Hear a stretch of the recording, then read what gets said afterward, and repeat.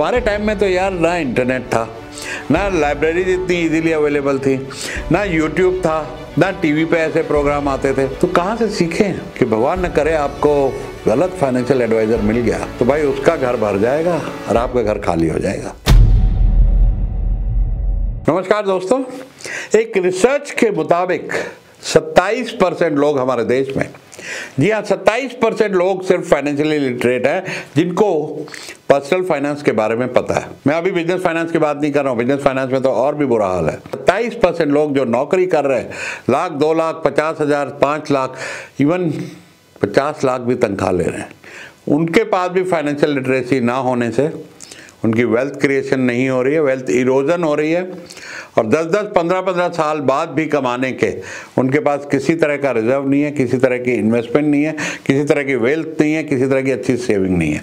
ये सारी चीज़ें मैं स्टेप बाय स्टेप आज आपको बताऊंगा कि कैसे फाइनेंशियल लिटरेसी ना होना, आपका फाइनेंशियल एजुकेशन नहीं होना आपको कितना नुकसान पहुंचा रहा है, जिसमें आप, आपकी फैमिली, सब लोग सफर करते हैं। अब सही मायने में आपको बता दूं कि फाइनेंशियल इग्नोरेंस है क्या, उसके सही लक्षण क्या है, उसके सही साइंस क्या है। ध्यान से सुनना। पहला, आपको पता नहीं कि सेविंग और इन्वेस्टमेंट में फर्क क्या है। दूसरा, आप अपने एक्सपेंसेस को ट्रैक नहीं करते हो, आपके पास कोई बजट नहीं है। तीसरा, आप इंपल्सिव स्पेंडिंग करते हो, जब मूड आया, जब आप एक्साइटेड हो, वहां पे आपने कुछ भी खरीद लिया। और बहुत से लोग फाइनेंस के बारे में समझते बोरिंग है यार, ये सब्जेक्ट अपने को समझ नहीं आता। बहुत लोग जब ये कहते हैं, मुझे बड़ा यार दिल से दुख होता है कि ये कैसे ऐसी बातें कर रहे हैं जिस पे आपकी ज़िंदगी, आपके परिवार की ज़िंदगी डिपेंडेंट है। उस सब्जेक्ट को आप सीखने के बजाय इग्नोर कर रहे हो कि यार ये मुझे समझ नहीं आता है। और कई बार आप इतना डिपेंडेंट हो जाते हो कि भगवान न करे आपको गलत फाइनेंशियल एडवाइज़र मिल गया तो भाई उसका घर भर जाएगा और आपका घर खाली हो जाएगा। अब ये 4 फाइनेंशियल एजुकेशन ना होने के नुकसान है, नोट कर लेना। मेरे हर वीडियो को डायरी और पेन लेके देखना, क्योंकि बहुत सारा नॉलेज, बहुत सारा तजुर्बा इसमें छुपा हुआ है। कर्जे का जाल, ईएमआई और क्रेडिट कार्ड बिल्स के चक्कर में लोग फंस जाते हैं। दूसरा, इन्वेस्टमेंट अपॉर्चुनिटी, मौके ऐसे जहां पर बहुत अच्छी स्टॉक मार्केट में, रियल एस्टेट में इन्वेस्टमेंट हो सकती है, वो मिस कर जाते हैं। तीसरा, इमरजेंसी फंड का ना होना, कभी कोई मेडिकल इमरजेंसी आ गई, ना जनरल इंश्योरेंस, हेल्थ इंश्योरेंस अच्छा ले रखा है और ना ही घर में या अकाउंट में पैसे हैं। चौथा, रिटायरमेंट क्राइसिस, आपने सब कुछ अपनी जिंदगी लगा दी बच्चों को पढ़ाने में, अपने रिटायरमेंट के लिए कुछ रखा नहीं। अब बागबान पिक्चर तो देखी होगी भैया, अमिताभ बच्चन, हेमा मालिनी कैसे अपने बच्चों पे डिपेंडेंट होते हैं। भाई ऐसी खतरनाक पिक्चर थी कि गलती से देख लो तो रोना आ जाए कि कैसी हालत लोग माँ बाप का करते हैं। हमारा एक वृद्ध आश्रम है, ट्रस्ट है रजौरी गार्डन में, MKW ट्रस्ट। वहाँ जो बुजुर्ग आते हैं भाई, हालत देखी नहीं जाती, कैसे कैसे बच्चे उनको घर से निकाल के छोड़ जाते हैं। तो अपनी रिटायरमेंट प्लानिंग टाइम रहते कर लेना, टाइम निकलते पता नहीं लगता यार। 30-40 साल ज़िंदगी के ऐसे निकल जाते हैं कि ऐसा लगता है कल की बात थी। हमारे कोई देखो आज 41 साल हो गए शादी को, 67 की उम्र हो गई और टाइम बीतते पता नहीं लगा, इतना टाइम तेज़ी से निकल गया। अब जो 4 फाइनेंशियल मिथ है ना, जो गलत फहमियाँ हैं लोगों को फाइनेंस के बारे में, वो आपको बताता हूँ 1 बाय 1।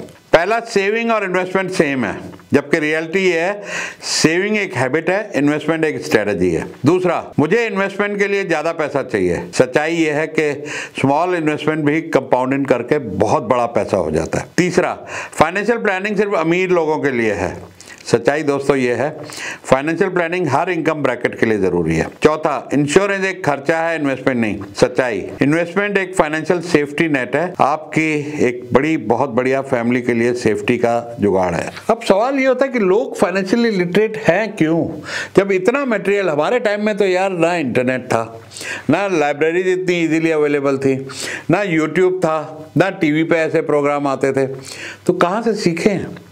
तो उसकी कुछ वजह हैं दोस्तों कि क्यों लोग फाइनेंशियली लिटरेट नहीं हैं। पहली वजह एक डर कि भैया ये बड़ा कॉम्प्लेक्स सब्जेक्ट है, बड़ा कठिन सब्जेक्ट है, हमें तो समझ नहीं आता है। दूसरा, लैक ऑफ ट्रस्ट, बहुत सारे फाइनेंशियल स्कैम के चलते लोगों का ट्रस्ट ही उठ गया एडवाइजर से। तीसरा, शॉर्ट टर्म माइंडसेट कि आज की खुशी के लिए कल की सोच बंद कर दो। बहुत से लोग, जब मैं SIP की बात करता हूँ 20 साल 30 साल, तो कमेंट डाल के जाते हैं कि भैया ताऊ जी, चाचा जी रहने दो, 20 साल 30 साल किसने देखे, हमें तो कल ही पैसा चाहिए। चौथा, पीयर प्रेशर, लोग अपनी फाइनेंशियल सिचुएशन को दोस्तों के साथ कंपेयर करते हैं। अब मोटी आपको सिंपल सा एग्जांपल देता हूं, आप पैसा सेविंग अकाउंट में रखते हो, 3-4% मिलता है, कोई फायदा नहीं हो रहा। FD करा लेते हो, 5-6-7% मिलेगा, मैक्सिमम 7% तक मिलेगा अगर लंबे टाइम की कराओगे। लेकिन यही पैसा म्यूचुअल फंड में लगाओगे तो 15%, 20%, 25%, शेयर में 40%, अगर नॉलेज है इक्विटी का 30%, कुछ भी आपको रिटर्न मिल सकती है। और अगर आप एफडी में रख रहे हो 7% इन्फ्लेशन है तो पैसा तो उतना ही पड़ा है, और 7 तो गवर्नमेंट कहती है इन्फ्लेशन है, होगा तो भाई 10-12%, तो आपका तो पैसा घट गया वहां पर रखे हुए, क्योंकि नॉलेज नहीं है। पीपीएफ में लोग पैसा लगाते हैं, पीपीएफ में भी 7% ही मिलता है यार। उसके बजाय म्यूचुअल फंड में लगाओ। बहुत सारे कंपैरिजन गूगल पे कर लेना, PPF versus mutual fund. ELS में लगाओ, 12,000 म्यूचुअल फंड में आदमी लगाता है, 12,000 वहाँ लगाता है, वहाँ से कई 5 गुना रिटर्न वहाँ होती है।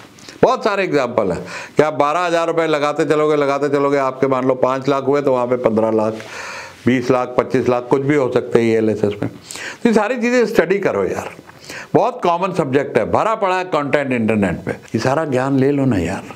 तो ये 7 स्टेप मैं आपको बता रहा हूँ, यहाँ से आप किस तरीके से अपनी फाइनेंशियल लिटरेसी कर सकते हो, ध्यान सुनना, नोट कर लेना। पहला, अपनी फाइनेंशियल एजुकेशन स्टार्ट करो। यूट्यूब वीडियो, किताबें, ऑनलाइन कोर्सेज, जहां से भी सीख सकते हो सीखो। दूसरा, अपना बजट बनाए। जब देश का बजट बनता है, घर का बजट बनता है, तो अपना भी बजट बनाओ भैया। तीसरा, इमरजेंसी फंड बिल्ड करो, कम से कम 6 महीने से साल का एक्सपेंस आपके पास लिक्विड में रहना चाहिए। चौथा, इन्वेस्ट अर्ली और रेगुलरली, जल्दी से जल्दी शुरू करो, लेट मत करना। और पांचवा, एक फाइनेंशियल एडवाइजर अच्छा सा ढूंढ के, रिसर्च करके, रिव्यूज लेके, रेफरल लेके, वो जरूर रखना। तो ये है दोस्तों सारी जो फाइनेंशियल लिटरेसी के ऊपर मैंने आपको बताया। एक छोटी सी जाते जाते आपको एंड में चेकलिस्ट और देता हूं फाइनेंशियल लिटरेसी के ऊपर, नोट कर लेना। पहला, क्या आपका बजट है। दूसरा, इमरजेंसी फंड है। तीसरा, मंथली इन्वेस्टमेंट, एसआईपी, कुछ भी आप करते हैं। चौथा, आपको फाइनेंशियल टर्म्स का बेसिक नॉलेज है। तो ये था दोस्तों सारा फाइनेंशियल लिटरेसी के ऊपर पूरा सेशन। कमेंट में बताओ भाई, अभी तक आपने कुछ फाइनेंशियल लिटरेसी ली है, या ये व्हाट्सएप यूनिवर्सिटी के जरिए चल रहे हो, दोस्तों यारों की एडवाइस पे चल रहे हो, गलत सलत एडवाइस पे चल रहे हो। और एजुकेट करना, अपनी सक्सेस स्टोरी बताना कमेंट में, अपनी गलतियां भी बताना, क्योंकि जो लोग ये वीडियो देखेंगे, कमेंट्स में आएंगे, पढ़ेंगे, एक होती पीयर टू पीयर लर्निंग। कुछ तो आप मेरे से सीख रहे हो, लेकिन एक दूसरे से भी बहुत कुछ सीख सकते हो।